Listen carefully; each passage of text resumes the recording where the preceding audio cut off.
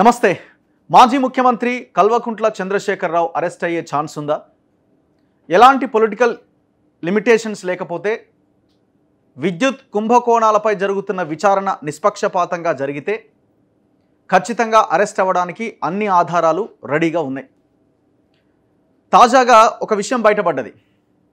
కేసీఆర్కి మొన్నటి ఎంపీ ఎలక్షన్లకి ముందు ఈ విద్యుత్ కుంభకోణాల మీద ఏర్పాటు చేసిన జ్యుడిషియల్ కమిషన్, నరసింహారెడ్డి గారి నేతృత్వంలోని జ్యుడిషియల్ కమిషన్ నోటీస్ ఇచ్చింది కేసీఆర్కి, విచారణకు హాజరు కావాలి అని. దానికి కేసీఆర్ ఇచ్చిన రిప్లై ఏంటంటే, జూలై 30వ తేదీన నేను వస్తా, ఎందుకంటే ఎలక్షన్స్ ఉన్నాయి కాబట్టి ఇప్పుడు రాలేను అని చెప్పడం జరిగిందట. సో ఇదంతా చాలా సీక్రెట్గా ఉంది, ప్రభుత్వం కూడా ఎక్కడా లీక్ చేయలేదు. మరి కేసీఆర్ తనేది తప్పు చేయలేదు అనుకున్నాడు, ఆయన కూడా బయటకు వచ్చి ఎక్కడ మాట్లాడలేదు. అంటే దీన్ని బట్టే మనం అర్థం చేసుకోవచ్చు, ఇక్కడే కేసీఆర్ అనే వ్యక్తి తప్పు చేసినాను ఒప్పుకున్నట్టుగా కనబడతా ఉన్నది. అంటే ఎందుకు ఈ మాట అంటున్నాను, కేసీఆర్ ప్రతి సందర్భంలో తన కుటుంబం మీద కానీ తన పార్టీ మీద కానీ ఏదైనా ఒక అలిగేషన్ వచ్చినప్పుడు దాన్ని రాజకీయంగా వాడుకోవడానికి ప్రయత్నం చేస్తాడు. ఎలక్షన్స్కి ముందు అయితే ఇంకా ఎక్కువ చేస్తాడు. సో మరి ఎంపీ ఎలక్షన్స్కి ముందు తనకు వచ్చిన నోటీస్ని కేసీఆరే బహిర్గతపరిచి, ఎస్ నాకు నోటీస్ వచ్చింది, ఇది అన్యాయము, ఎలక్షన్లకి ముందు నన్ను ఏదో చేయడానికి ప్రయత్నం చేస్తున్నారు అని చెప్పే ప్రయత్నం ఇంకేదో పొలిటికల్గా ఎందుకు చేయలేదు? అంటే కేసీఆర్ అడ్డంగా దొరికిపోయిండు, ఆ స్కామ్లో పీకల్లోతున ఇరుక్కపోయిండు. నేను తప్పు చేయలేదు అని చెప్పలేనటువంటి సిచ్యువేషన్లో కేసీఆర్ ఉన్నాడు. కట్ చేస్తే తాజాగా ఇవాళ బయటకు వచ్చిన విషయం ఏంటంటే, మళ్ళీ జ్యుడిషియల్ కమిషను, నరసింహారెడ్డి గారి నేతృత్వంలోని కమిషన్ మళ్ళీ లెటర్ పంపింది. జూలై 30వ తేదీ కాదు, ఆల్రెడీ ఎలక్షన్స్ అయిపోయినాయి కదా, జూన్ 15వ తేదీలోగా, అంటే ఇవాళ ఎంత డేటు 11, ఇవాళ 11, 15వ తేదీ లోపుగా మీరు అటెండ్ కావాల్సిందే అని మరొక నోటీస్ ఇవ్వడం జరిగింది. ఇవాళ నరసింహారెడ్డి గారు రిటైర్డ్ జడ్జ్, ఆయన ప్రెస్ మీట్ కూడా పెట్టడం జరిగింది. సో దాంతోపాటుగా ఇంకా చాలామంది అధికారులకు నోటీసులు ఇస్తున్నారట. సో ఇది అసలు జరిగింది. సో దీంట్లో కేసీఆర్ అరెస్ట్ అవ్వడానికి అవకాశాలు ఎంతవరకు ఉన్నాయంటే, నేను ఇంతకుముందు చెప్పినట్టు పొలిటికల్ లిమిటేషన్స్ ఏమీ లేకపోతే, ఎలాంటి ఇన్ఫ్లుయెన్స్ లేకపోతే, కేసీఆర్ ఎవరిదైనా కాళ్ళు మొక్కితే వాళ్ళు కనికరించే ప్రయత్నం చేస్తే, కాంగ్రెస్ గవర్నమెంట్ ఒకవేళ కేసీఆర్తో సరెండర్ అయిపోతే ఎందుకులే అరెస్ట్ చేయడం అని అనుకుంటే అరెస్టు కాకపోవచ్చు. అసలు ఏం జరిగింది, ఏ విషయంలో ఇచ్చినారంటే ఈ నోటీసులు, ఛత్తీస్గఢ్ విద్యుత్ ఒప్పందానికి సంబంధించిన నోటీస్ ఇది. ఛత్తీస్గఢ్తో పాటు యాదాద్రి, భద్రాద్రి పవర్ ప్లాంట్లు కూడా ఇందులో విచారణ చేస్తున్నది కమిషన్. సో దానికి సంబంధించిన నోటీసులు ఏమైనా దీంట్లోనే ఇంక్లూడ్ అయినాయా, లేదు సపరేట్గా అవి కూడా ఇస్తారా అన్నది చూడాలి. మొత్తానికైతే మనకున్న ఇన్ఫర్మేషన్ ప్రకారం కేసీఆర్కి నోటీసులు వచ్చినాయి. ఈ నోటీసులు దేనికి? ఛత్తీస్గఢ్ విద్యుత్ ఒప్పందానికి సంబంధించిన నోటీసులు అంటున్నారు. ఇంతవరకు బీఆర్ఎస్ పార్టీ నుంచి కానీ కేసీఆర్ నుంచి కానీ, కేసీఆర్ అంటే ఎట్లాగా మాట్లాడాడు, కనీసం పార్టీకి సంబంధించిన ప్రతినిధులు ఎవరు కూడా ప్రెస్ మీట్ పెట్టలేనటువంటి సిచ్యువేషన్లో ఉన్నారు. ఇది కాళేశ్వరం తర్వాత తెలంగాణలో కేసీఆర్ చేసిన అత్యంత విధ్వంసంలో అతిపెద్ద భారీ కుంభకోణం ఇది. ఛత్తీస్గఢ్ ఒప్పందం కావచ్చు, యాదాద్రి థర్మల్ పవర్ ప్లాంట్ కావచ్చు, and Bhadradri thermal power plant కావచ్చు. మనం ప్రతిరోజు ఈ అంశాల మీద మాట్లాడుతున్నాం. మనం డీటెయిల్స్లోకి వెళ్దాం నెమ్మదిగా. కేసీఆర్ చేసిన ఈ విద్యుత్ కుంభకోణాల్లో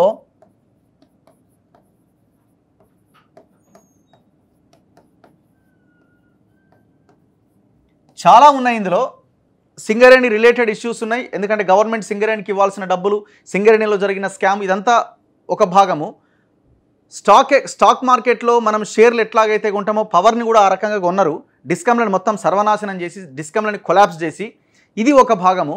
అయితే మనం ప్రధానంగా మాట్లాడుకున్నది ఇవాళ రాష్ట్ర ప్రభుత్వం, రేవంత్ రెడ్డి ప్రభుత్వం ఈ ఎంక్వైరీ కమిషన్ వేసింది 3 అంశాల మీద. ఒకటి ఛత్తీస్గఢ్ విద్యుత్ ఒప్పందం,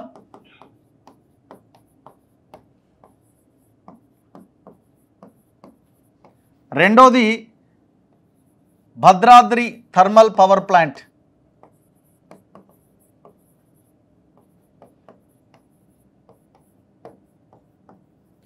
అండ్ మూడోది యాదాద్రి. సో ఈ యాదాద్రి థర్మల్ పవర్ ప్లాంట్ బేసిక్గా ఛత్తీస్గఢ్ ఒప్పందం రాష్ట్రంలో అధికారంలోకి రాగానే, సో పవర్ లేదు అన్న ఉద్దేశంతో, ఖచ్చితంగా 24 గంటల కరెంట్ ఇవ్వాలి అన్న ఉద్దేశంతో ఈ ఒప్పందాన్ని కుదుర్చుకున్నారు. ఇది ఒక పెద్ద స్కామ్, మాట్లాడదాం. రెండోది భద్రాద్రి థర్మల్ పవర్ ప్లాంట్ అన్నది ఇక్కడ మనుగూరు దగ్గర దీన్ని నిర్మించడం జరిగింది. ఈ మనుగూరు దగ్గర నిర్మించిన థర్మల్ పవర్ ప్లాంట్ 1000 కోట్ల థర్మల్ పవర్ ప్లాంట్. ఇది పోలవరం బ్యాక్ వాటర్తో ఇది మునిగిపోయే ప్రమాదము చాలా తీవ్రంగా ఉన్నది. పోలవరం బ్యాక్ వాటర్తోనే చాలా సందర్భాల్లో అక్కడ నీళ్ళు వచ్చిన వరదలు వచ్చిన సందర్భాలు చాలా మనం ప్రతిసారి వరదలు వచ్చినప్పుడు చూస్తుంటాం. ఒకవేళ పోలవరం పూర్తిగా కంప్లీట్ అయితే ఈ పవర్ ప్లాంట్ అనేది కనబడదు. ఆనాడే చెప్పినారు ఈ సైట్ అన్నది కరెక్ట్ కాదు, ఇక్కడ కట్టడానికి వీల్లేదు, కట్టకూడదని. కానీ వినలే. ఎందుకు వినలేదంటే ఆనాడు లాలూచిపడ్డాడు కంపెనీతో, ఇండియా బుల్స్ అనే ఒక కంపెనీతో కేసీఆర్ లాలూచిపడి కమిషన్ల కక్కుర్తి కోసం ఈ థర్మల్ పవర్ ప్లాంట్ని కట్టిండు. యాక్చువల్గా ఈ ఇండియా బుల్స్ అనే కంపెనీ ఈ పవర్ ప్లాంట్ని సంబంధించిన పనిముట్లని పరికరాలని వదిలేసింది. అంటే వాళ్ళు ఇది చాలా కాస్ట్లీయెస్ట్ ప్రాజెక్ట్ అవుతున్నది, ఒక యూనిట్ ఉత్పత్తి చేయాలంటే 8 నుంచి 10 రూపాయల ఖర్చు అవుతున్నది, ఇది మనకి చాలా ఇబ్బందిగా మారుతుందని వాడు ఏం చేసిండంటే ఆ కంపెనీ వాడు ఎత్తేసిండు. దాన్ని ఎత్తేసి పక్కన పడేసిన కంపెనీని మన సార్ తెచ్చి ఇక్కడ భద్రాద్రి థర్మల్ పవర్ ప్లాంట్ అని పెట్టిండు. ఇప్పుడు అది ఈ దేశంలో అత్యంత కాస్ట్లీయెస్ట్ ప్రాజెక్ట్స్లో ఇది కూడా ఒకటి. అంటే అక్కడ పవర్ ఉత్పత్తి చేయాలంటే బయట దొరికే మార్కెట్లో దొరికే పవర్ రేట్ కంటే ఇది చాలా ఎక్కువగా ఉంటుంది. ఇక మూడోది యాదాద్రి. ఈ యాదాద్రి కూడా ఇది కూడా థర్మల్ పవర్ ప్లాంట్. ఇది దామరచర్ల దగ్గర కట్టిండు. మనందరికీ గుర్తే ఉంటుంది కేసీఆర్ ప్రతి సందర్భంలో చెప్పే మాట, ఉద్యమ సమయంలో బొగ్గు ఒక దగ్గర ఉన్నది, ప్లాంట్లు ఒక దగ్గర కట్టిరు, ఇది చాలా అన్యాయము, బొగ్గు ఎక్కడ దొరికితే అక్కడే ప్లాంట్ కట్టాలి అన్నాడు. కానీ కేసీఆర్ అధికారంలోకి వచ్చిన తర్వాత దాదాపు 35,000 కోట్లతో కట్టిన ఈ ప్రాజెక్టు 35,000 కోట్లతో కట్టిన ఈ ప్రాజెక్టుని దామరచర్ల దగ్గర కట్టిండు. దాదాపు ఇది బొగ్గు ఉత్పత్తి చేసే కేంద్రానికి అంటే ఆ ప్రాంతం నుంచి 270 కిలోమీటర్లు. అంటే బొగ్గు దామరచర్ల దాకా తీసుకుపోవాలంటే దాదాపు ఒక 270 కిలోమీటర్లు ట్రాన్స్పోర్టేషన్ ఖర్చే అవుతుంది, తడిసి మోపడి అవుతుంది. సో ఇది కూడా ఈ యాదాద్రి పవర్ ప్లాంట్ కూడా ఈ దేశంలో అత్యంత కాస్ట్లీయెస్ట్, ఎక్కువ ఖర్చుతో కూడిన పవర్ను ఉత్పత్తి చేసే ప్రాజెక్టుగా మిగిలిపోయింది. ఈడ పవర్ ఉత్పత్తి చేయాలంటే ఒక 8 రూపాయలు యూనిట్కి పెట్టాలి, బయటి మార్కెట్లో అయితే చాలా తక్కువ ధరకే పవర్ దొరుకుతుంది. సో ఇది కేసీఆర్ చేసిన అరాచకం. ఇంకా ఈ పవర్లో చాలా ఉన్నాయి, డిస్కంలు మొత్తం కొలాప్స్ చేసిండు. ఇవాళ తెలంగాణ డిస్కంలు 47, 48 స్థానాల్లో మనం ఉన్నాం. టోటల్ ఈ దేశంలో 51 డిస్కంలు ఉంటే 47వ స్థానంలో వరంగల్ డిస్కమ్ ఉంది, హైదరాబాద్ డిస్కమ్ 46, 48వ స్థానంలో హైదరాబాద్ డిస్కమ్ ఉన్నది. వాళ్ళ అప్పుల పాలై మొత్తం అప్పుల ఊబిలో చిక్కుకుపోయినారు. 24 గంటల కరెంటు పేరుతో మనకి ఒక సినిమా ఉంది తెర వెనకాల. అయితే ఇప్పుడు ఈ విద్యుత్ ఒప్పందాల విషయంలో రేవంత్ రెడ్డి ప్రభుత్వం జ్యుడిషియల్ ఎంక్వైరీ చేసింది. సో ఇక్కడ నేను చెప్పదలుచుకున్న పాయింట్ ఏంటంటే ఇది ముందు ఎవరు చెప్పలేదా ఈ ఛత్తీస్గఢ్ ఒప్పందం తప్పు అని? ఆనాడే చెప్పారు. ఆనాడే చాలామంది ప్రముఖులు, చాలామంది ఎక్స్పర్ట్స్ ఈ విషయాన్ని కుండబద్దలు కొట్టినట్టుగా చెప్పారు. ఒక్కసారి మీరు బ్యాక్కి వెళ్తే చాలా జాగ్రత్తగా చూడాల్సిన అవసరం ఉంది. బ్యాక్కి వెళ్తే తెలంగాణకు విద్యుత్ విఘాతం, ఛత్తీస్గఢ్ పీపీఏ పైన విద్యుత్ రంగ నిపుణుడు కె రఘు తీవ్ర అభ్యంతరం, పీపీఏకు ఉండాల్సిన కనీస లక్షణాలు ఏవీ లేవని టీఎస్ఈఆర్సీకి ఫిర్యాదు, ఛత్తీస్గఢ్కు లాభదాయకం అవుతుంది, తెలంగాణకు నష్టదాయకం అవుతుందని ఆనాడే ఆయన చెప్పిండు. ఇవన్నీ పేపర్ కట్టింగ్స్ ఆనాటివి. మీరు ఒక్కసారి గమనిస్తే చాలా క్లియర్గా మనకు అర్థమవుతుంది. ఆయన ఈఆర్సీకి వెళ్ళి వాదించిండు, నో ఇది చాలా దారుణం, ఇది రాష్ట్రానికి ఇది పెద్ద గుదిబండగా మారుతుంది, అస్సలే వద్దు అని చెప్పిండు. ఛత్తీస్గఢ్ విద్యుత్ ఒప్పందంపై గురువారం హైదరాబాద్లో జరిగిన ఈఆర్సీ బహిరంగ విచారణలో మాట్లాడుతున్న విద్యుత్ జేఏసీ కన్వీనర్ రఘు, ఛత్తీస్గఢ్ విద్యుత్పై ఈఆర్సీ విచారణలో తీవ్ర అభ్యంతరాలు, ఈ ఒప్పందంపై ప్రజలపైన ప్రతి సంవత్సరం 1,050 కోట్ల అదనపు భారం పడుతుంది. 1 ఇయర్లో ఎవ్రీ ఇయర్ మనకి 1,000 కోట్ల భారం అదనంగా పడుతుంది. 12 ఏళ్ల ఒప్పంద కాలంలో ఈ మోత 12,600 కోట్లు. ఈ 12,600 కోట్లతో ఎన్ని అద్భుతాలు చేయొచ్చు రాష్ట్రంలో ఒకసారి ఆలోచించండి. ఎన్ని స్కూళ్ళు కట్టొచ్చు, ఎన్ని హాస్పిటళ్ళు కట్టొచ్చు. ధర తేల్చకుండానే ఒప్పందం వద్దు అని వాదనలు, టెండర్లతో తక్కువ ధరకు విద్యుత్ లభిస్తుంది అన్న నిపుణులు భావ వ్యక్తీకరణను అడ్డుకోవడం అనుమానాలు రేకెత్తిస్తోంది. కోదండరాం ఒప్పందాన్ని ఆమోదించాలని వాదించిన డిస్కంలు. సో ఆనాడు జరిగిన చర్చ ఇది. ఈఆర్సీలో ఆయన ఒంటరిగా వెళ్ళి ఆయన వాదించడం జరిగింది. నో, పట్టించుకోలే కేసీఆర్, లేదు ముందుకే వెళ్ళాలి అన్నాడు. దీని మీద ఒక పుస్తకమే వచ్చింది. ఇది కూడా ఆయన రఘు గారు రాసిందే. ఎలక్ట్రిసిటీ డిపార్ట్మెంట్లో ఆయన తెలంగాణ జేఏసీ చైర్మన్గా ఉన్న రఘు గారు రాసిన పుస్తకం ఇది. తెలంగాణలో విద్యుత్ రంగంలో ఏం జరుగుతున్నది, 2 ఏళ్ల పరిణామాలపైన విశ్లేషణ అని ఒక పుస్తకాన్ని ఆయన రాయడం జరిగింది. ఇది పుస్తకం, దీంట్లో అన్నీ ఉన్నాయి. మీరు ఒక్కసారి గమనిస్తే నేను ఆ పీడిఎఫ్ మీ ముందు పెడతాను. ఇందులో అన్ని విషయాలు చెప్పారు. నిరంతరాయ విద్యుత్తు వాస్తవాలు, భారం కాబోతున్న మనుగురు థర్మల్ పవర్ ప్రాజెక్ట్, నేను ఇంతకుముందు చెప్పిన Bhadradri thermal power project, Chhattisgarh రాష్ట్రంతో విద్యుత్ కొనుగోలు ఒప్పందం సమస్యలు, యాదాద్రి థర్మల్ పవర్ ప్రాజెక్ట్ నేను ఇందాక చెప్పింది, స్వల్పకాలిక విద్యుత్ కొనుగోలు ఒప్పందాలు, జెన్కో బ్యాకింగ్ డౌన్, ఉద్యోగులపై ఆంక్షలు, సింగిల్ బిడ్తో థర్మల్ పవర్ టెక్ విద్యుత్ కొనుగోలు ఒప్పందం, నిరాశపరుస్తున్న రెగ్యులేటరీ కమిషన్ పనితీరు, విద్యుత్ ఛార్జీల పెంపు, ఇట్లా ఆయన అన్ని అంశాలని రాయడం జరిగింది. సోలార్ ఒప్పందాలు, చేజారిన సదవకాశం. సో ఒక్కసారి ఆయన రాసిన పుస్తకంలో ఉన్న అంశాలు ఏంటి అంటే మీరు ఒక్కసారి చూస్తే తెలుస్తుంది. అంటే వీళ్ళు చేసిన ఫైట్ గురించి మనం మాట్లాడదాం. ఈ పుస్తకంలో మీకు చాలా క్లియర్గా కనిపిస్తుంది. పేజ్ నెంబర్ 20లో ఇగో, రాష్ట్రం ఏర్పడగానే త్వరితగతిన విద్యుత్ కొరతను అధిగమించడం ప్రభుత్వ ప్రాధాన్యతలలో ఒక ప్రధాన అంశంగా మారింది. ఇందుకోసం ప్రభుత్వం ఛత్తీస్గఢ్ రాష్ట్రం నుంచి విద్యుత్ కొనుగోలు చేసుకోవాలని నిర్ణయానికి వచ్చింది. ఛత్తీస్గఢ్ మిగులు విద్యుత్ రాష్ట్రం ఆనాటికి, ఎప్పటికీ 2014 నాటికి. అక్కడ మార్వా వద్ద ఒక థర్మల్ విద్యుత్ ప్రాజెక్టు నిర్మాణం పూర్తి చేసుకొని ఉత్పత్తికి సిద్ధంగా ఉన్నది. ఈ ప్రాజెక్టు అక్కడి రాష్ట్ర ప్రభుత్వ విద్యుత్ ఉత్పత్తి సంస్థ ఆధ్వర్యంలో నిర్మింపబడింది. తెలంగాణ ప్రభుత్వం ఛత్తీస్గఢ్తో 3/11/2014 నాడు 1000 మెగావాట్ల కొనుగోలుకు ఒక పరస్పర అవగాహన ఒప్పందాన్ని కుదుర్చుకున్నది, MOU కుదుర్చుకున్నది. ఇందుకు కొనసాగింపుగా తెలంగాణ విద్యుత్ డిస్ట్రిబ్యూషన్ కంపెనీలు ఛత్తీస్గఢ్ డిస్ట్రిబ్యూషన్ కంపెనీతో 22/9/2015 నాడు విద్యుత్ కొనుగోలు ఒప్పందం కుదుర్చుకున్నాయి. ఈ ఒప్పందం ప్రకారం ఛత్తీస్గఢ్లోని మార్వా విద్యుత్ కేంద్రం నుంచి ఛత్తీస్గఢ్ డిస్ట్రిబ్యూషన్ కంపెనీ విద్యుత్తును కొని ఆ విద్యుత్తును తెలంగాణ డిస్ట్రిబ్యూషన్ కంపెనీలకు అమ్ముతుంది. అంటే తెలంగాణ ఛత్తీస్గఢ్ డిస్ట్రిబ్యూషన్ కంపెనీలు అంటే డిస్కమ్లు అక్కడున్న ఆ విద్యుత్ కేంద్రం నుంచి పవర్ని కొని మన డిస్కమ్లకు అమ్ముతాయి, తెలంగాణ డిస్కమ్లకు అమ్ముతాయి. ప్రభుత్వాల మధ్య కుదిరిన ఒప్పందం కావడంతో ఎలాంటి సమస్య ఉండవని తెలంగాణ ప్రభుత్వం భావించింది. అలాగే చాలామందిలో కూడా ఇలాంటి అభిప్రాయమే ఉన్నది. అయితే ఈ PPA స్వభావాలు ఒప్పందం చేసుకునే వరకు ప్రజలకు అందుబాటులో లేవు. కానీ ఛత్తీస్గఢ్తో తెలంగాణ ప్రభుత్వం చేసుకున్న ఒప్పందంలో సమాధానం లేని ప్రశ్నలు ఎన్నో ఉన్నాయి. ఈ విషయాలన్నీ క్రమంగా వెలుగులోకి వచ్చాయి. చట్ట ప్రకారం ఈ ఒప్పందాన్ని Telangana electricity regulatory commission ERC అంటే తెలంగాణ స్టేట్ ERC ఆమోదించాల్సి ఉన్నది. ఆమోదం తెలిపే ముందు TSERC ఈ ఒప్పందాన్ని ప్రజల ముందుంచి ఎవరికైనా అభ్యంతరాలు, సూచనలు, సలహాలు ఉంటే తెలియచేయమని కోరింది. ప్రజలు లేవనెత్తిన అభ్యంతరాలపైన ERC 10/2/2016 నాడు బహిరంగ విచారణ చేపట్టింది. బహిరంగ విచారణలో ఈ ఒప్పందం పైన విద్యుత్ జేఏసీ నేత రఘు లేవనెత్తిన అభ్యంతరాలు ఈ విధంగా ఉన్నాయి. నెంబర్ 1, ఆయన ఏమంటున్నాడు, ఈ ఒప్పందం పోటీ బిడ్డింగ్ రూపంలో కాకుండా పరస్పర అవగాహన ఒప్పందం రూపంలో చేసుకోబడ్డది.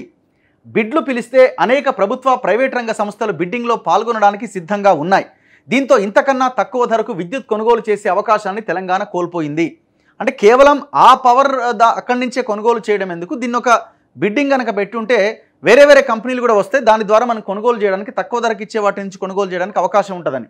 పోటీ బిడ్డింగ్లో యూనిట్ విద్యుత్తు 3.5 నుంచి 4 రూపాయలకు మధ్య వచ్చే అవకాశం ఉంటే ఛత్తీస్గఢ్ విద్యుత్ యూనిట్ ధర కనీసం 4.5 నుంచి 5.5 వరకు ఉండే అవకాశం ఉన్నది. అంటే దగ్గర ₹1.5-2 ఎక్కువకి కొనుగోలు చేసిరన్నమాట. ప్రతి యూనిట్పై పడే అదనపు భారం ₹1 నుంచి ₹2. 1000 మెగావాట్లు అంటే ఏటా సుమారు 750 కోట్ల యూనిట్ల విద్యుత్ తెలంగాణ కొనాల్సి వస్తుంది. సగటున యూనిట్కు అదనపు భారం ₹50 అనుకుంటే ప్రజలపై పడే అదనపు భారం ఏటా 1000 కోట్లు. 12 సంవత్సరాల ఒప్పంద కాలంలో ప్రజలపై పడే మొత్తం భారం 12,000 కోట్లు. అదే జరిగింది. చివరికి 3,500 కోట్లు ఇంకా పెండింగ్లో ఉంది అక్కడ బ్యాలెన్స్. తక్షణం విద్యుత్ కొరతను అధిగమించడానికి ఈ ఒప్పందం ఎంత మాత్రం పనికి రాదు. ఎందుకంటే ఛత్తీస్గఢ్ విద్యుత్ పరంగా భారతదేశంలో పశ్చిమ జోన్లో ఉన్నది, తెలంగాణ దక్షిణ జోన్లో ఉన్నది. ప్రస్తుతం సరఫరా లైన్లు లేని కారణంగా ఈ విద్యుత్ ఇప్పుడే తెలంగాణకు సరఫరా అయ్యే అవకాశమే లేదు. మహారాష్ట్రలోని వార్ధా నుంచి డిచ్పల్లి మీదుగా మహేశ్వరం వరకు ఒక సరఫరా లైన్ నిర్మాణంలో ఉన్నది.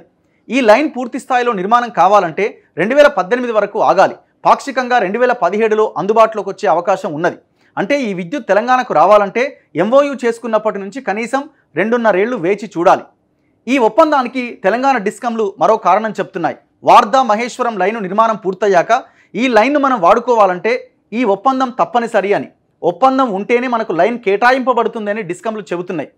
ఈ లైన్ను ఫస్ట్ కమ్ ఫస్ట్ సర్వ్ పద్ధతిలో ఒప్పందం ఉండి ఎవరు ముందు దరఖాస్తు చేసుకుంటారో వారికే కేటాయిస్తారు. కాబట్టి ఒప్పందం త్వరగా పూర్తి కావడానికి MOU పద్ధతిని ఎంచుకున్నట్లు విద్యుత్ సంస్థలు చెబుతున్నాయి. అయితే విద్యుత్ సంస్థలు చెబుతున్న కారణం సరికాదు. ఎందుకంటే పోటీ బిడ్డింగ్ పద్ధతిలో ఒప్పందం కుదుర్చుకోవడానికి కూడా ఇంతకన్నా ఎక్కువ సమయం పట్టదు. 2 నెలలు అటు ఇటు అయినా వచ్చే అదనపు ప్రయోజనం ఏమీ లేదు. వేల కోట్ల అదనపు భారం భరించాల్సిన అవసరం లేదు అని ఆయన కుండబద్దలు కొట్టిండు. ఇక ఈ ఒప్పందంలో అనేక ఇతర ప్రమాదాలు కూడా పొంచి ఉన్నాయి. విద్యుత్ తీసుకున్నా తీసుకోకపోయినా మొత్తం విద్యుత్తును తీసుకున్నట్టుగా పరిగణించి పూర్తి స్థాయిలో స్థిర ఛార్జీలను చెల్లించాలని ఒప్పందంలో రాసుకున్నారట. ఈ నిబంధన పీపీఏ సెక్షన్ 6.5.3లో ఉంది. ఆ ఎంఓయూలో ఉన్న పాయింట్ ఇది. Now with standing anything contained in articles 651 and 652 above, the supplier shall recover all fixed charges even in case the procurers do not schedule the entire agreement contracted capacity subject to the power station having declared normative availability as per the terms of this agreement. So ఈ రకంగా అది తీసుకున్నా తీసుకోకపోయినా డబ్బులు కట్టాలి. పూర్తి స్థాయిలో విద్యుత్తును తీసుకోలేని పరిస్థితులు అనేకం వస్తాయి. పూర్తి స్థాయిలో విద్యుత్తును తీసుకోలేని పరిస్థితులకు ఒక ఉదాహరణ ఏంటంటే వార్దా నుంచి నిర్మించే లైన్లో మనకు అవసరమైనంత కారిడార్ లభించకపోవడం. ఈ సరఫరా లైను దశల వారీగా పూర్తవుతుంది. ఉదాహరణకు వార్దా నుంచి డిచ్పల్లి వరకు లైన్ మొదటి దశ పనులు 2017 మొదటి అర్ధభాగంలో పూర్తి కావచ్చు. కానీ ఈ లైన్ పూర్తి సామర్థ్యం 1000 మెగావాట్ల కన్నా తక్కువగా ఉంటుంది. అంటే మనకు ఛత్తీస్గఢ్ రాష్ట్రం నుంచి 1000 మెగావాట్ల విద్యుత్తును ఇవ్వడానికి సిద్ధంగా ఉన్న కారిడార్ సమస్యతో ఆ 1000 మెగావాట్ల కన్నా తక్కువ విద్యుత్తును తీసుకోవాల్సిన పరిస్థితి వస్తుంది. ఒకవేళ తక్కువ విద్యుత్ తీసుకున్నా మొత్తం విద్యుత్తును తీసుకున్నట్టుగా భావించి మొత్తం విద్యుత్తుకు స్థిర ఛార్జీలు మనం చెల్లించాల్సి వస్తుంది. ఈ మేరకు పీపీఏలో మార్పు చేయకపోతే పెద్ద ప్రమాదం మనకు ముందున్నట్టే. ఇంత డీటెయిల్డ్గా వాళ్ళు రాసిరు. అందుకే ఒకసారి చదువుతా ఉన్నా. అంటే కేసీఆర్ ఎందుకు అరెస్ట్ అవ్వడానికి అన్ని ఆధారాలు ఉన్నాయంటే ఇవన్నీ. మనకు 1000 మెగావాట్లకు బదులుగా 400 మెగావాట్ల కారిడార్ కేటాయింపబడితే మన రాష్ట్రం తీసుకొని 600 మెగావాట్ల విద్యుత్కు కూడా ఏడాదికి సుమారు 1300 కోట్ల రూపాయల స్థిర ఛార్జీలు చెల్లించాల్సి ఉంటుంది. ఇలాంటివన్నీ ఊహాజనితమైనవి అని కొట్టివేయడానికి వీల్లేదు. ఒప్పంద సమయంలో జాగ్రత్తలు తీసుకుంటే మంచిది అని చెప్పిండు ఆనాడు. అలాగే పీపీఏలో ప్రతి ఏటా ఛత్తీస్గఢ్ నుంచి కొనే విద్యుత్ ధరను నిర్ణయించే అధికారం ఛత్తీస్గఢ్ ఎలక్ట్రిసిటీ రెగ్యులేటర్ కమిషన్కి ఇచ్చారు. విద్యుత్ చట్టం 2003 సెక్షన్ 64(5) ప్రకారం రెండు రాష్ట్రాల మధ్య విద్యుత్ అమ్మకాలు కొనుగోళ్లు జరిగినప్పుడు ఏ రాష్ట్రంలో విద్యుత్ వినియోగం అవుతుందో ఆ రాష్ట్ర రెగ్యులేటరీ కమిషన్కే ఆ విద్యుత్ కొనుగోలు ధర నిర్ణయించే అధికారం ఉండాలని స్పష్టంగా పేర్కొనబడింది. కానీ దీనికి విరుద్ధంగా ధర నిర్ణయాధికారం ఛత్తీస్గఢ్ రెగ్యులేటరీ కమిషన్కు కట్టబెట్టిరట. సాధారణంగా రెగ్యులేటరీ కమిషన్లు ఆయా రాష్ట్రాల ప్రయోజనాలకు అనుగుణంగా పనిచేస్తూ ఉంటాయి. ఇందుకు ఎన్నో ఉదాహరణలు ఉన్నాయి. సో ఇది చట్ట విరుద్ధమే కాకుండా తెలంగాణకు సమస్యగా మారే అవకాశం ఉందని చెప్పారు. ఈ ప్రాజెక్టు నుంచి విద్యుత్ ఉత్పత్తి కోసం ఛత్తీస్గఢ్ రాష్ట్రానికి కేటాయింపబడి ప్రాజెక్టుకు సమీపంలో ఉన్న బొగ్గు గని నుంచి బొగ్గు సరఫరా అవుతుందని, కాబట్టి విద్యుత్ ఉత్పత్తి ధర తక్కువగా ఉంటుందని ప్రభుత్వం బయట చెప్తున్నది. కేసీఆర్ బ్యాచ్ చేసిన ప్రచారం ఇది. కానీ పీపీఏలో ఎక్కడా కూడా ఈ బొగ్గు గని ప్రస్తావన లేదు. కేవలం విద్యుత్ ఉత్పత్తికి స్వదేశీ బొగ్గు వాడాలని మాత్రం పేర్కొన్నారు. స్వదేశీ బొగ్గు అంటే కాశ్మీర్ నుంచి కన్యాకుమారి వరకు అంతా స్వదేశీ బొగ్గు కిందకే వస్తుంది. అలాగే కోల్ ఇండియా లిమిటెడ్, సింగరేణి కంపెనీలు మార్కెట్లో వేలంలో అధిక ధరకు అమ్మే బొగ్గు కూడా స్వదేశీ బొగ్గు కిందకే వస్తుంది. అలాంటి పరిస్థితుల్లో ఉత్పత్తి ధర ఎక్కువగా ఉంటుంది. కాబట్టి ఈ అంశం కూడా తెలంగాణకు ప్రమాదకరంగా మారే అవకాశం ఉంది. సో మొత్తంగా ఇట్లా వీళ్ళు దగ్గర ఇది ఒక సంవత్సరానికి వేల కోట్ల రూపాయల గుదిబండగా మారే అవకాశం ఉంది. ఇది చాలా అన్యాయం, దారుణమని. మార్వా ప్రాజెక్టుకు కేటాయింపబడిన బొగ్గు గని పేరు పర్సా. ఈ బొగ్గు గనిని అభివృద్ధి చేసి బొగ్గును వెలికి తీయడానికి, మార్వా ప్రాజెక్టు వరకు బొగ్గును సరఫరా చేయడానికి ఛత్తీస్గఢ్ ప్రభుత్వం అదానీ ప్రైవేట్ కంపెనీతో కలిసి Chhattisgarh power generation corporation Adani electricity limited అనే పేరుతో ఒక జాయింట్ వెంచర్ ఏర్పాటు చేసింది. ఇందులో ఛత్తీస్గఢ్ విద్యుత్ ఉత్పత్తి సంస్థకు 51% వాటా, అదానీ కంపెనీకి 49% వాటాలు ఉన్నాయి. సో ఇట్లా ఇందులో మొత్తం ఇది పెద్ద గుదిబండగా మరి ఎందుకు చేసుకున్నారు? ఇది దేనికి చేసుకున్నారంటే ఎవరితో లాలుచో ఏందో మొత్తానికి ఈ వ్యవహారాన్ని నడిపించారు. అయితే ఆనాడు ఇక్కడ జరిగింది ఏంటంటే ఇది ఇంత పెద్ద స్కామ్ అని చెప్పడానికి చాలా ఎగ్జాంపుల్స్ ఉన్నాయి. అవి మనం మాట్లాడే ముందు దీన్ని ఒక్క నిమిషం, దీన్ని సమర్థిస్తూ ప్రెస్ మీట్లు పెట్టిన బ్యాచ్ కూడా ఒకటి ఉన్నది. ఇదంతా కేసీఆర్ బ్యాచ్గా. ఛత్తీస్గఢ్ విద్యుత్ పైన అనవసర రాద్ధాంతం, ఇంజనీర్లను బలి చేయాలని చూస్తున్నారు, కాంపిటేటివ్ బిడ్డింగ్ తప్పనిసరి కాదు. ఇప్పుడు అంతకుముందు ఆయన రఘు గారు పెట్టారు కదా, ఇది కాంపిటేటివ్ బిడ్డింగ్లో కనుక మనం పిలిస్తే అది రేటు తగ్గే అవకాశం ఉంది, రాష్ట్రానికి ఉపయోగకరంగా ఉంటుందని. లేదు కాంపిటేటివ్ బిడ్డింగ్ తప్పనిసరి ఏం కాదు, ఇదంతా కరెక్టే. CMD సర్క్యులర్ రొటీనే ప్రభుత్వానికి జేఏసీ వత్తాసని ఒక వార్త మనం చూస్తున్నాం. కట్ చేసి ఇప్పుడు వీళ్ళంతా గతంలో కేసీఆర్కి భజన చేసిర్రు తబలా, ఇప్పుడు మళ్ళీ వీళ్ళు కాంగ్రెస్ గవర్నమెంట్ కూడా డైరెక్టర్ పోస్టులకు అప్లై చేసుకున్నారట. ఇక చూడు ఎట్లుందో కథ. సో ఇదంతా భజన బ్యాచ్ అనమాట, ఒక బ్యాచ్. అయితే ఆనాడు ఇగో ఎవరికి ఆయన పుస్తకం రాసినందుకు ఈఆర్సీకి వెళ్ళి ఆయన ప్రజల పక్షాన బహిరంగ విచారణలో పాల్గొన్నందుకు ఛత్తీస్గఢ్ పీపీఏను వ్యతిరేకించినందుకు విద్యుత్ జేఏసీ నేత రఘుకు మెమో ఇచ్చి రానాడు. ఛత్తీస్గఢ్తో విద్యుత్ కొనుగోలు ఒప్పందం పైన అభ్యంతరాలు వ్యక్తం చేసిన తెలంగాణ విద్యుత్ ఇంజనీర్ల జేఏసీ సమన్వయకర్త కంచర్ల రఘుకు మెమో జారీ చేయాలని ట్రాన్స్కో నిర్ణయించింది. పీపీఏను వ్యతిరేకించడమే కాకుండా దానిపైన తమ అనుమతి లేకుండా ఈఆర్సీలో పిటిషన్ దాఖలు చేసినందుకు యాజమాన్యం ఆగ్రహం వ్యక్తం చేసింది. ఈ మేరకు సర్వీసు నిబంధనల ప్రకారం ఎందుకు చర్యలు తీసుకోకూడదో వివరణ ఇవ్వాలని కోరుతూ సోమవారం మెమో ఇవ్వబోతున్నట్టు సమాచారం. వ్యక్తిగత కారణాల రీత్యా ప్రస్తుతం ఆయన సెలవులో ఉన్నారు. ఇట్లా ఆయనకు నోటీస్ ఇచ్చిండు. ఇవాళ ఏమైంది? ఈ నోటీసు ఆయనకి ఇచ్చిన ఆనాడు కేసీఆర్ ఈ ముసలోడు ప్రభాకర్ రెడ్డి కలిసి, ఇప్పుడు ఇవాళ ఏమైంది? కాలం గిర్రున తిరిగింది, కేసీఆర్కు నోటీస్ వచ్చింది. ఎట్లున్నది? ఏ స్కామ్కు పాల్పడ్డాడో ఏ ప్రభాకర్ రావు ఏ కేసీఆర్, అదే కాలం గిర్రున తిరిగి మళ్ళీ అదే కేసీఆర్కి అదే ప్రభాకర్ రావు. ఇవాళ ప్రభాకర్ రావు ఇవాళ ఈ ఏజ్లో 75-80 ఏళ్ళ వయసులో పోయాడ విచారణకు హాజరైంది. చూడండి ఎంత భయంకరమైన విషయమో. ఇక్కడ ఇంకొక విషయం నేను చెప్పాలి. మీకు అందరికీ తెలుసు హూ ఈజ్ అరవింద్ కుమార్ అని. అరవింద్ కుమార్ మీద చాలా పెద్ద ఎత్తున అలిగేషన్స్ వచ్చినాయి. ఏది కేటీఆర్తో కలిసి సావాసం చేసి పెద్ద ఎత్తున భూ స్కామ్లకి వాటికి వీటికి పాల్పడ్డాడు. అయితే ఈ అరవింద్ కుమార్ ఎంత జెన్యూన్ అండ్ హానెస్ట్ ఆఫీసర్గా ఉండే అని చెప్పడానికి ఒక నిదర్శనము ఇదే పవర్ పర్చేజ్ సంబంధించిన అగ్రిమెంట్ విషయంలో. ఎక్కడుంది? ఇగో ఈ అరవింద్ కుమార్ గతంలో ఎనర్జీ సెక్రటరీగా ఉండే, ఇంధన శాఖ సెక్రటరీగా కొనసాగిండు 2014 తర్వాత. 2014లో కేసీఆర్ దగ్గర కేసీఆర్ సీఎంగా ఉన్నప్పుడు ఆ ఎనర్జీ సెక్రటరీగా ఇదే అరవింద్ కుమార్ ఉన్నాడు. ఈ అరవింద్ కుమారు ఈ ఛత్తీస్గఢ్ ఒప్పందాన్ని వ్యతిరేకించిండు చాలా తీవ్రంగా. ఇది కనుక నేను పర్మిషన్ ఇస్తే ఇందులో నేను ఇరుక్కుపోతా అని చెప్పి ఆయన వ్యతిరేకించిండు. ఒకసారి చూడండి, ఛత్తీస్గఢ్ విద్యుత్తో నష్టమే. ఈయన అరవింద్ కుమార్ మీకు అందరికీ తెలుసు. ఏం జరిగింది? అరవింద్ కుమార్ ఏ రకంగా ట్రాప్ చేసిరు అనేది ఇక్కడ చాలా ఇంపార్టెంట్ విషయం. అంటే ఒక హానెస్ట్ ఆఫీసర్ కూడా ఏ రకంగా కేసీఆర్ ఫ్యామిలీతో మాట్లాడితే కేసీఆర్ ఫ్యామిలీకి దగ్గర అయిపోతే కథమైపోతాడో అరవింద్ కుమార్ ఒక పర్ఫెక్ట్ ఎగ్జాంపుల్. ఆనాడు ఛత్తీస్గఢ్ విద్యుత్ ఒప్పందాన్ని వ్యతిరేకించిన అరవింద్ కుమార్ స్పష్టం చేసిన ఇంధన శాఖ ముఖ్య కార్యదర్శి అరవింద్ కుమార్ బదిలీకి ఒక రోజు ముందు ఈఆర్సీకి లేఖ రాసిన సీనియర్ ఐఏఎస్. రాష్ట్రానికి కలిగే నష్టాలపైన లెక్కలతో సహా వివరణ, కాంపిటేటివ్ బిడ్డింగ్తో విద్యుత్ కొనుగోళ్లు మేలు అని సూచన, స్థిర ఛార్జీల రూపంలో 100 కోట్ల భారం పడే అవకాశం ఉందని వెల్లడి, బదిలీకి ఒకరోజు ముందు ఈ లేఖ రాయడంపై చర్చ, ప్రభుత్వానికి తెలియకుండానే లేఖ. యాక్చువల్గా ఏంటంటే ఈ లెటరు ఈఆర్సీకి రాసిండు. ఏమని? ఈ ఒప్పందాన్ని ఎట్టి పరిస్థితుల్లో అమలు చేయడానికి వీల్లేదు, ఇది రాష్ట్రానికి చాలా ఇబ్బందిగా మారుతుందని ఇంధన శాఖ సెక్రటరీగా ఉన్న అరవింద్ కుమార్ ఈఆర్సీకి ఎలక్ట్రిసిటీ రెగ్యులేటరీ కమిషన్కి లెటర్ రాసిండు. సో ఇది కేసీఆర్కి ఫోన్ చేసి బిఫోర్ 2 days బిఫోర్ నేను ఇట్లా ఈఆర్సీకి లెటర్ రాస్తున్నా అంటే, రాసుకో, ఏం రాస్తావో రాసుకో, నేను నీ సంగతి ఏందో నేను చూస్తానట. ఈయన లెటర్ రాసిన మరుక్షణమే ఆ లెటర్ ఆడ వెళ్ళిందో లేదో ఈ అరవింద్ కుమార్ని తీసుకెళ్ళి ఢిల్లీకి ట్రాన్స్ఫర్ చేసి పడేసిండు. ఢిల్లీలో ఏపీ భవన్లో వేసిండు. ఇమ్మీడియట్ విత్ ఇన్ సెకండ్స్లో ఈ డెసిషన్ తీసుకున్నాడు కేసీఆర్.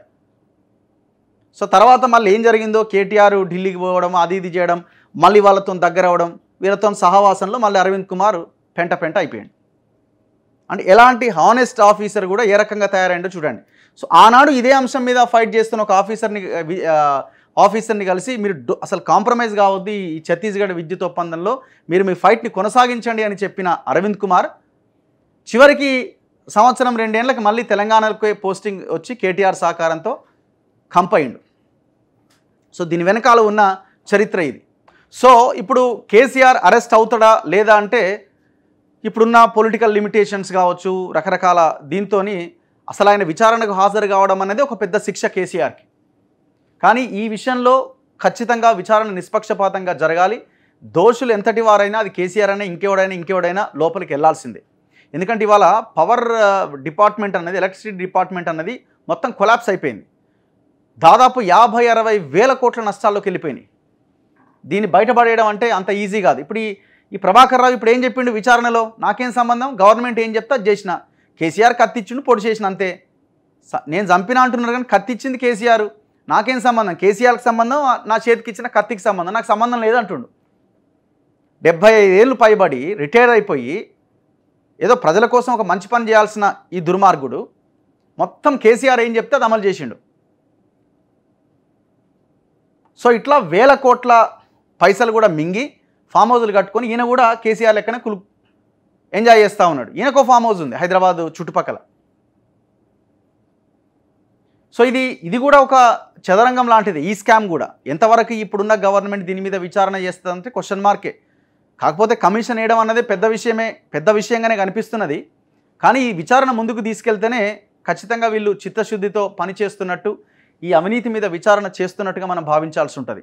సో ఇప్పుడు జూలై 30కి వస్తా అన్న కేసీఆర్కి లేదు నువ్వు జూన్ 15 లోపు రావాల్సిందే, నువ్వు ఊరుకునే ప్రసక్తి లేదు అని ఇప్పుడు మళ్ళీ నోటీస్ పంపిందట. మరి చూడాలి వస్తాడా రాడా, లేదు మళ్ళీ కోర్టుకు పోయి ఏమైనా స్టేలు తెచ్చుకోవడాలి, అట్లాంటి ఏమైనా అవకాశాలు ఉంటాయా? ఏది ఏమైనా ఎలక్షన్లకు ముందే ఈ నోటీస్ వచ్చింది. కానీ కేసీఆర్ కూడా ఏడ చెప్పుకోలే, అంటే చెప్పుకునే పరిస్థితిలో లేడు. ఎందుకంటే అడ్డంగా దొరికిపోయినాడు. పొరపాటున ఆయన బయటకు వచ్చి ఇది అన్యాయం అని అంటే 100 ఆధారాలు ముందు ఉంటాయి. సో ఎందుకు వచ్చినా ఇది అని చెప్పి కేసీఆర్ కూడా మాట్లాడే, అంటే కేసీఆర్ ఏ సిచ్యువేషన్లోకి పోయిండో దీన్ని బట్టి మనం అర్థం చేసుకోవచ్చు. ప్రతి అంశము ఏదైనా ఒక ఇష్యూ వాళ్ళ మీదకి రాగానే దానికి తెలంగాణ ఆయింట్మెంట్ పూసి పెద్ద మూమెంట్ లాగా తీసుకొస్తారు. మరి ఈ విషయంలో ఎందుకు మాట్లాడలే? అది ఎంపీ ఎలక్షన్లకి ముందు. సో చూడాలి మరి ఈ విచారణ ఎంతవరకు ముందుకెళ్తుంది. ఈ విద్యుత్ కొనుగోలు ఒప్పందాలని, ఈ స్కామ్లని, యాదాద్రి పవర్ ప్లాంట్లో జగదీష్ రెడ్డి కూడా ఉంటాడు. మరి వీళ్ళందరినీ ఎంతవరకు లాగుతారు? పోనీ మరి ఈ వ్యవహారంలో అపోజిషన్ పార్టీలు ఆనాడు ఉన్నటువంటి వాళ్ళ పాత్ర ఏం లేదా? ఖచ్చితంగా చెప్పలేము. ఇది కూడా ఎందుకంటే కాళేశ్వరంలో అందరు ఇన్వాల్వ్ అయినారు, మరి ఇందులో లేరా? దీని మీద కూడా ఎంక్వైరీ జరగాల్సిన అవసరం ఉంది. చూద్దాం రాబోయే రోజుల్లో మరి కేసీఆర్ విచారణకు హాజరవుతారా, ఏం చేస్తారు ఏంటి అన్నది. చూస్తూనే ఉండండి మన తొలి వెలుగు.